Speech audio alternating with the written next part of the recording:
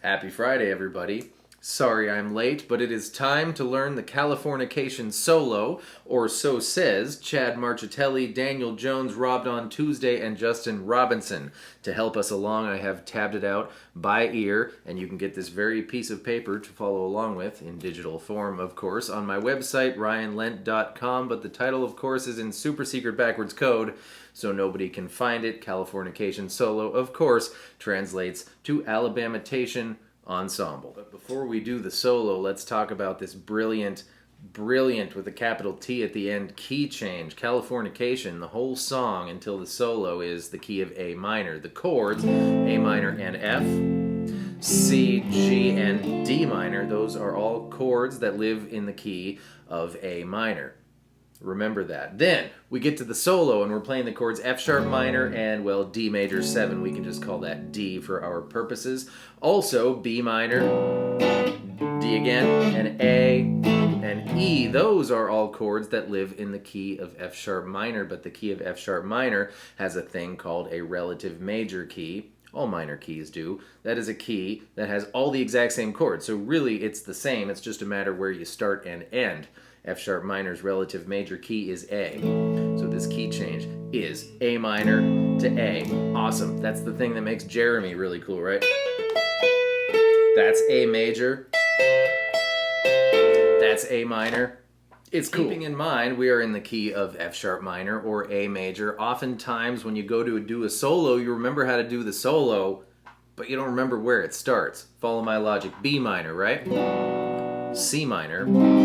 D minor, E minor, and 2 frets higher is F sharp minor. So this is an A minor shaped bar chord that is F sharp minor. The first note of the Californication solo, if you're following along with your paper, is the B string 10th fret. That's where your middle finger is when you're playing F sharp minor like this. So, maybe make it a point to just practice counting up B minor, C minor, just like I just did.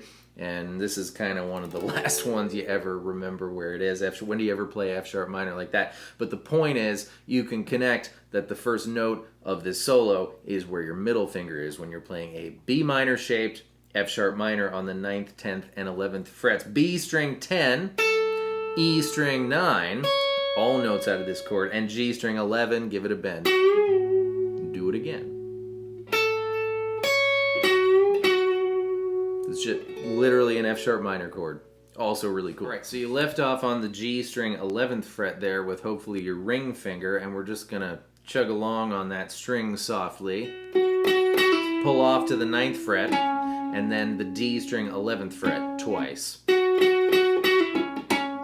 Then we're in this little box shape here of D and G, 9 and 11, and we're going D9 to 11, up to G9, and then bend G11, back down to G9, and land on D11.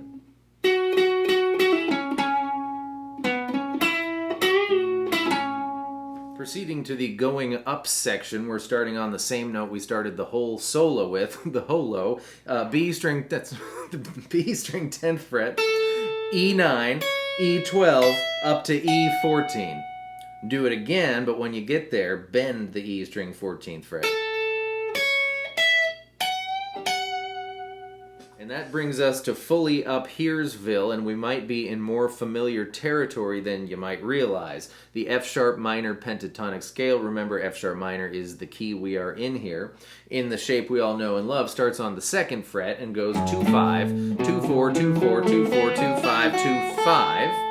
We're doing the same exact shape but 12 frets higher, so the same scale, an octave higher. 14-17, 14-16, 14-16, 14-16, 14-17, 14-17, plus 1 note out of the F sharp minor scale, the E string 16th fret. And we're starting with the very highest note there on the E string, 17, 16, 14, B17, backtrack to E14, B17, 14, 17, 14. I missed. One more try. There we go.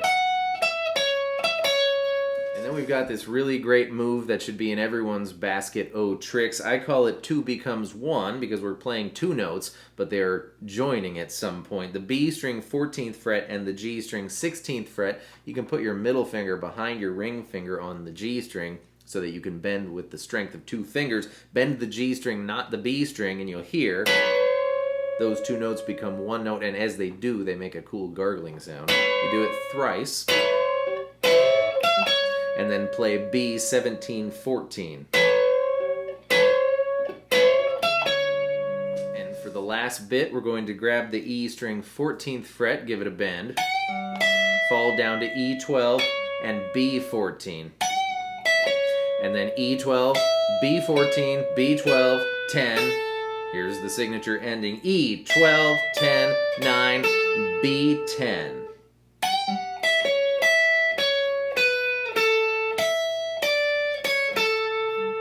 And now I will try to do the whole thing for you. I apologize if my phrasing is just a little bit off in a couple parts. It's hard to do without the cues of the song. You can just imagine it.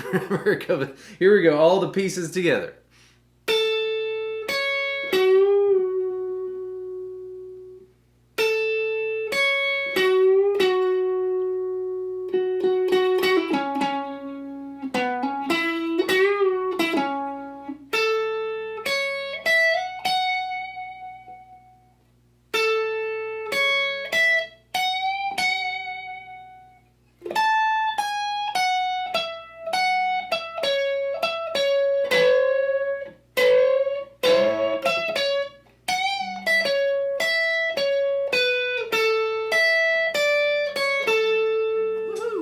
Those are all the pieces. I hope that was fun and helpful. Thank you so much for being here. Happy Friday. You know, go get this so you don't have to remember all that. And I will see you next time with more stuff. Goodbye.